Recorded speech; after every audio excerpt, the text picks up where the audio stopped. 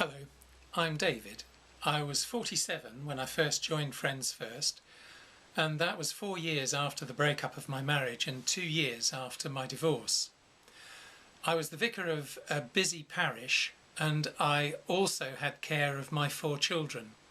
So life was very full, but it was full of church and full of the children, and I didn't seem to be able to meet new people.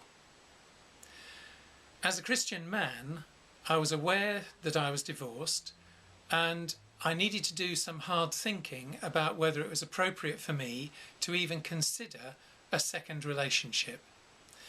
But as I thought things through and discussed them with other people, I thought that it was appropriate for me to make new friends, to trust God and to see where that would lead.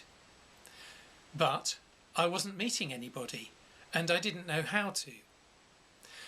I talked this over with a friend, and he suggested Friends First. So I contacted them and found out more. Now, I've got to be honest, I didn't want to join a dating agency. I didn't want someone or some online computer system to work out who might be a good match for me. What I wanted to do was meet people. I thought of it like this. I thought, well, if there's a room with 100 people in it, then I'm going to get on with a fair proportion of them and they're going to get on with me. There's obviously going to be some who I'm not going to get on with and who are not going to like me at all. But amongst those who I get on with, there may be a few who really like me and whom I really like. But how do you get into that room of 100 people? For all I knew, they were living all over the country. So it made sense to me to think of Friends First as that room. And what I needed to do was to make contact with people and to see how it went. And that's exactly what happened. Now, when I first joined, I didn't think I would get very many contacts because I was a middle-aged vicar and I had 4 children. But lots of people contacted me, and I also contacted lots of people.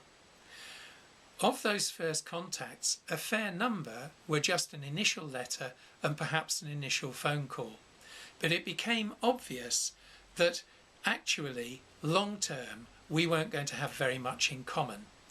And sometimes that was my decision, and sometimes that was theirs. However, there were a number of people who I made good friendships with and who I met. Early on in the process, a lady called Jill contacted me, and we emailed and telephoned, and we got on really well. And we decided that we ought to meet sooner rather than later. And of course you think I'm going to tell you about the big romantic meeting, and it wasn't like that, because when we met each other in the flesh, we thought, this is only ever going to be a friendship. So once we'd established that, we had a nice day. And we kept in contact, emailing, phoning and visiting from time to time, and the friendship developed. Later on, we fell in love, and Jill and I are now married.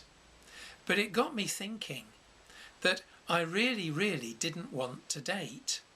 And what I mean by that is that when I was young, I used to meet people at my school or on my college courses or in that kind of environment, and we got to know each other before we decided to go out.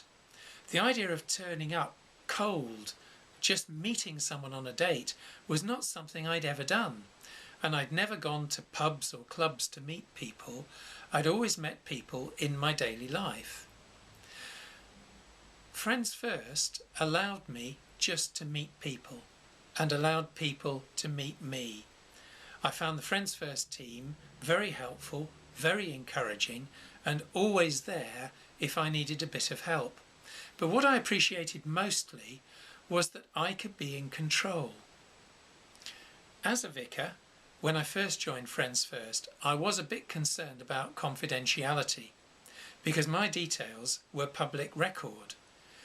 If I made contact with someone and they knew that I was David and they knew the town that I lived in, all they had to do was look me up on the internet or in the local library, and then they would have my address, my telephone number and everything.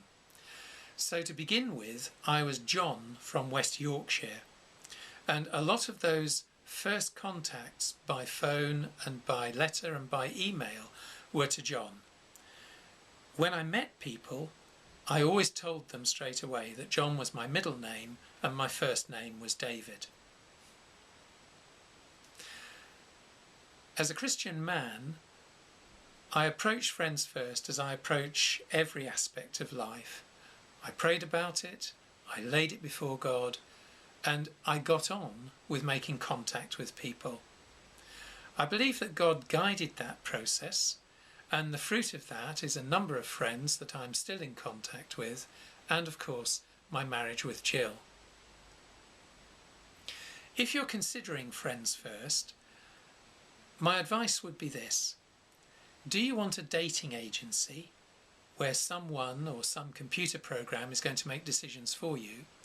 Or do you want to be in control? If you want to be in control, then I would recommend Friends First highly. This is a Christian organisation where those who belong to it already express their Christian faith. But more than that, this is an introduction agency. It's an opportunity to go into that room with those other people and meet them, and I would encourage you to do so. I say that because if I hadn't met Jill, and if we hadn't fallen in love and married, I would still count my Friends First experience as valuable, because it was the opportunity to make friends, and that, of course, is why it's called Friends First.